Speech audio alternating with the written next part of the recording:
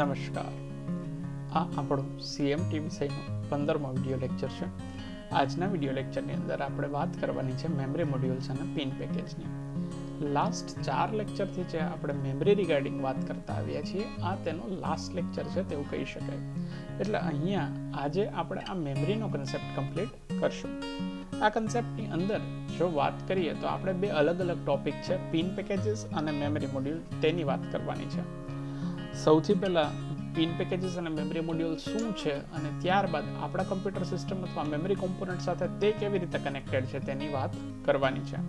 તો આવો મિત્રો, શરૂઆત કરીએ આજના વિડીયો લેક્ચરની મારી એટલે કે ધવલ પંડ્યા સાથે.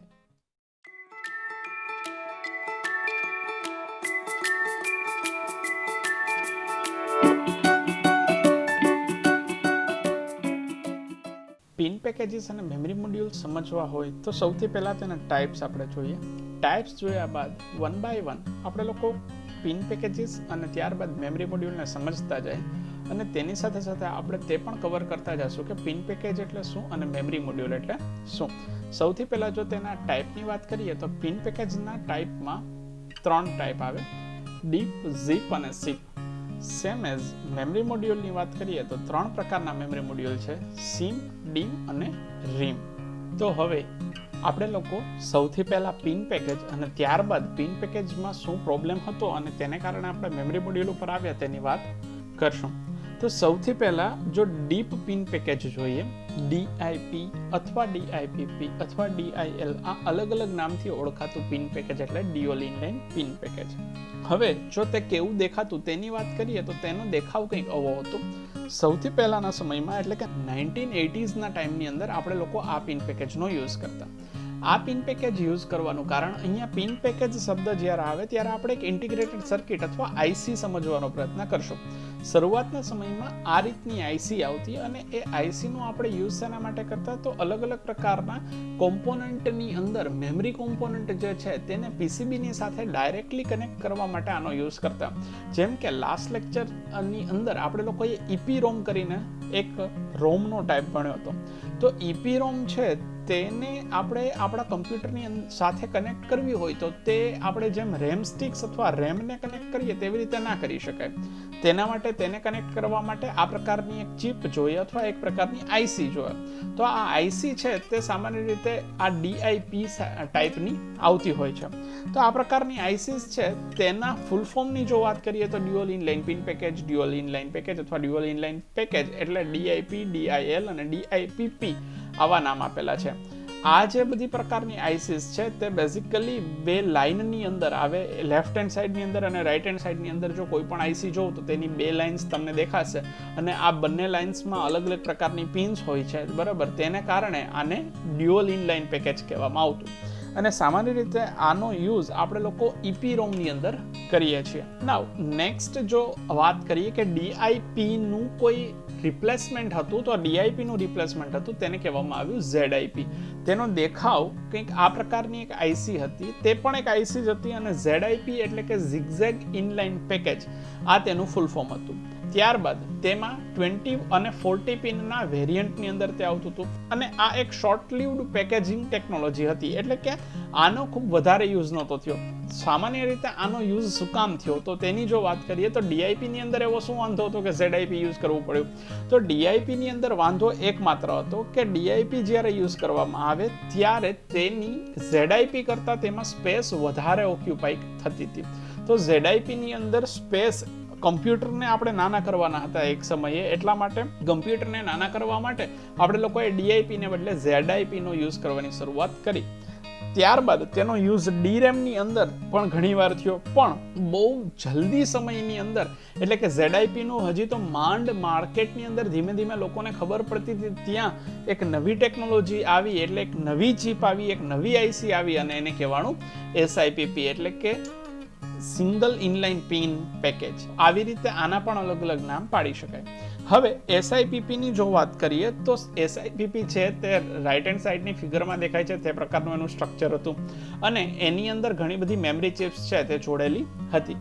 જેમ DIPની અંદર ડ્યુઅલ ઇનલાઇન પેકેજની અંદર આપણે લોકો મલ્ટિપલ એટલે કે 2 રોની અંદર આપણે લોકો પિન્સ રાખી હતી. અહીંયા તમે જોઈ શકો IC અહીંયા આઈસીની અંદર સિંગલ રો છે, બરાબર, પિન્સની સિંગલ રો હોવાથી આને સિંગલ ઇનલાઇન પિન પેકેજ કહેવાય. આગળ ડબલ રો હતી એટલે ડ્યુઅલ ઇનલાઇન પિન પેકેજ કહેવાતું.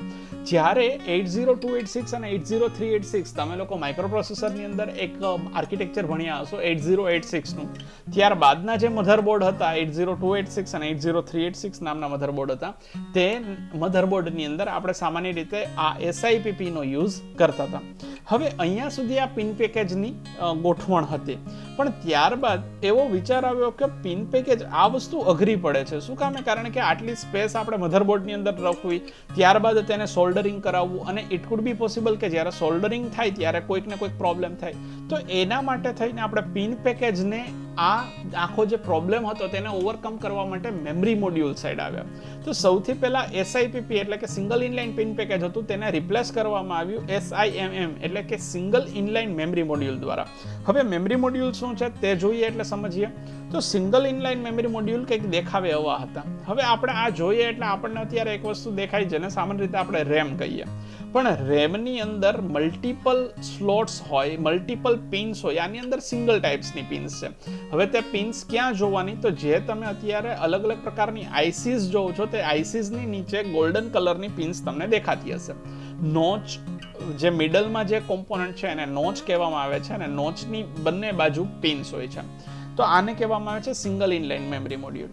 તો હવે આપણે અહીંયા શબ્દ યુઝ કરશું મેમરી મોડ્યુલ. મેમરી મોડ્યુલ શબ્દ શેના માટે યુઝ થશે તે હવે તમે સમજી જ ગયા છો કે આ પ્રકારની મલ્ટિપલ પ્રકારની આઈસીસને, ચિપ્સને એક પર્ટિક્યુલર સ્ટીક ઉપર કનેક્ટ કરવામાં આવે, અને તે સ્ટીકને આપણે લોકો કમ્પ્યુટર સાથે જો કનેક્ટ કરી શકીએ તો તેને કહેવામાં આવે છે મેમરી મોડ્યુલ. મેમરી મોડ્યુલ સામાન્ય રીતે એક્સપાન્શન સ્લોટ, જે આપણે આગલા પાર્ટની અંદર આપણે એક્સપાન્શન સ્લોટની વાત કરી હતી તેવી રીતે એક્સપાન્શન સ્લોટની અંદર તેને કનેક્ટ કરવામાં આવે છે. સિમ જે મેમરી મોડ્યુલ છે તે મધરબોર્ડની સ્પેસને સેવ કરવા માટે સૌથી પહેલી વાર યુઝ થયા. સો સિંગલ ઇનલાઇન મેમરી મોડ્યુલની અંદર મલ્ટિપલ આઈસીસને આપણે કનેક્ટ કરીને રાખી શકીએ એક સિંગલ પીસીબી ઉપર, અને ત્યારબાદ તે સિંગલ પીસીબીને એક્સપાન્શન સ્લોટની અંદર એડ કરી શકાય. SIMMની અંદર એટલે કે સિંગલ ઇનલાઇન મેમરી મોડ્યુલની અંદર ટોટલ 32 બીટનો ડેટા પાથ આપણે યુઝ કરતા હતા, કે જેના દ્વારા આપણે 32 બીટ ડેટા ટ્રાન્સફર કરી શકીએ. હવે આપણી રિક્વાયરમેન્ટ વધતી ગઈ એટલે કે આપણે 32 બીટના ડેટા પાથની અંદર આપણું આર્કિટેક્ચર જે છે એ હવે કોમ્પ્લેક્સ વધારે થતું ગયું, અને આપણે વધારે મોટા ડેટા પાથની જરૂર પડી. એટલે આપણે લોકોએ એક નવું મેમરી મોડ્યુલ વિકસાવ્યું જેને કહેવાનું dual inline memory module. Dual inline memory મોડ્યુલને સામાન્ય રીતે આપણે રેમ સ્ટિક્સ તરીકે પણ ઓળખીએ છીએ. જે આજના દિવસે વધારે પડતી રેમ આવે છે એ DIMM ટાઈપની હોય છે, એટલે કે ડ્યુઅલ ઇનલાઇન મેમરી મોડ્યુલ ટાઈપની હોય છે. આ મેમરી મોડ્યુલ છે તેને ડાયરેક્ટલી આપણે લોકો પીસીબી સાથે કનેક્ટ કરી શકીએ છીએ, અને જે ઇન્ટેલના પેન્ટિયમ P5 પ્રોસેસર જે આવ્યા અથવા તો પેન્ટિયમ સિરીઝના પ્રોસેસર જે આવ્યા તેની અંદર સૌથી પહેલી વખત આ પ્રકારના મેમરી મોડ્યુલનો યુઝ થયો, અને ત્યારબાદ ધીમે ધીમે આપણે તેની સાથે આગળ વધ્યા. ત્યારબાદ તેની અંદર આપણે આગળ વાત કરી તેની મેઇન રિક્વાયરમેન્ટ કે હવે 64 બીટના ડેટા પાથની જરૂર હતી, એટલે તેનો આપણે યુઝ કર્યો. ત્યારબાદ એક મેમરી મોડ્યુલ છે કે જે આ બધાથી અલગ છે. કિંગસ્ટોન કોર્પોરેશન લિમિટેડે બનાવેલું એક મેમરી મોડ્યુલ, એટલે તેનું નામ છે RIMM. સામાન્ય રીતે આપણે આગળ એક RDRAM કરીને કન્સેપ્ટ ભણ્યા હતા. RDRAMનું ફૂલ ફોર્મ આપણે કર્યું હતું રેમ્બસ DRAM. તે જ રીતે RIMMનું ફૂલ ફોર્મ પણ થઈ શકે, અથવા તો આપણે લોકો વિચારી શકીએ કે તે રેમ્બસ ઇનલાઇન મેમરી મોડ્યુલ છે, જે એકચ્યુઅલમાં RIMM ટેકનોલોજી માટે યુઝ થતું નથી. આ આપણે રેમ્બસ ઇનલાઇન મેમરી મોડ્યુલ સામાન્ય રીતે લોકો કહેતા હોય છે, પણ ખરેખર તેનું ફૂલ ફોર્મ RIMMનું ફૂલ ફોર્મ કોઈ છે નહીં. કિંગસ્ટોન કોર્પોરેશનની જે વેબસાઇટ છે તેની અંદર અથવા બીજી જગ્યાએ પણ સ્ટડી કરવામાં આવે તો તમારા ધ્યાનમાં આવશે કે આ માત્ર એક ટ્રેડમાર્ક તરીકે તેણે તેનું નામ RIMM રાખેલું જ છે, તેનું કોઈ ફૂલ ફોર્મ છે નહીં. બીજી વાત, જો RIMM સાથે કનેક્ટેડ છે તેનો યુઝ કરીએ તો RDRAM, જે આની પહેલાના સમયમાં આપણે જોઈએ DRAMનું જ્યારે કન્સેપ્ટ જોયો તો ત્યારે RDRAM જોઈ હતી, તે RDRAM સાથે આ મેમરી મોડ્યુલનો યુઝ થાય છે. અને તે બાકીના એટલે કે DIMM સ્લોટ છે અથવા તો SIMM સ્લોટ છે, તે બાકીના જેટલા પણ સ્લોટ્સ છે તેના કરતાં બહુ ઓછી સ્પેસની તેને જરૂર પડે છે આપણા કમ્પ્યુટરની અંદર. સો મિત્રો, અહીંયા સુધીમાં આપણે લોકો મેમરી મોડ્યુલ કોને કહેવાય અને પિન પેકેજ કોને કહેવાય તે ખબર પડી હશે. પિન પેકેજ એટલે એક પ્રકારની આઈસીસ, મેમરી મોડ્યુલ એટલે એક પ્રકારના સ્ટિક્સ. મેમરી મોડ્યુલ્સની અંદર પણ પિન્સ હોય, પણ તેને આપણે અટેચ કરવા માટે કોઈ પણ પ્રકારના સોલ્ડરિંગની જરૂર નથી પડતી. જેમ આપણે રેમ સ્ટિકને અટેચ કરીએ છીએ તેવી રીતે ડિરેક્ટલી કરી શકીએ. જ્યારે સામેની બાજુ મેમરી મોડ્યુલની વાત કરીએ તો તેની અંદર આપણે તેને અટેચ કરવા માટે ફરજિયાત સોલ્ડરિંગ કરવું પડે છે. તો આઈ હોપ કે તમને લોકોને આ લેક્ચરની અંદર દરેક વસ્તુ સમજાણી હશે. નેક્સ્ટ લેક્ચરની અંદર ફરીથી પાછા મળીએ. ત્યાં સુધી જય હિન્દ, જય ભારત.